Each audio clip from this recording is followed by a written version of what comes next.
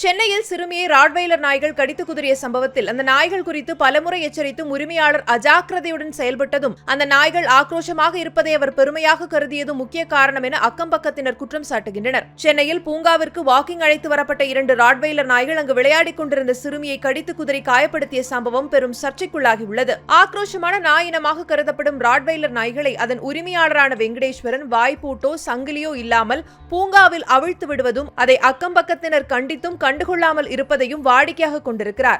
சிறுமியை காயப்படுத்திய இதே நாய்கள் இதற்கு முன்னர் பலமுறை சாலையில் செல்வோரை கடிக்க துரத்தி இருக்கின்றன. இதுகுறித்து வெங்கடேஷின் தந்தை புகழேந்தியிடம் பலமுறை புகார் சொல்லியும் அவர் மிக அசட்டையாக இருந்து வந்துள்ளார். மேலும் தனது ராட்வீலர் நாய்கள் ஆக்ரோஷமாக இருப்பதையும் தனது நாய்களை வாக்கிங் அழைத்து வரும்போது மற்றவர்கள் பயந்து ஒதுங்கி செல்வதையும் வெங்கடேஷ் பெருமையாக கருதி வந்துள்ளார். இந்நிலையில்தான் பூங்காவில் விளையாடிக் கொண்டிருந்த சிறுமியை பிளாஸ்டிக் சர்ஜரி செய்யும் அளவுக்கு ராட்வீலர் நாய்கள் கடித்து குதறி இருக்கின்றன.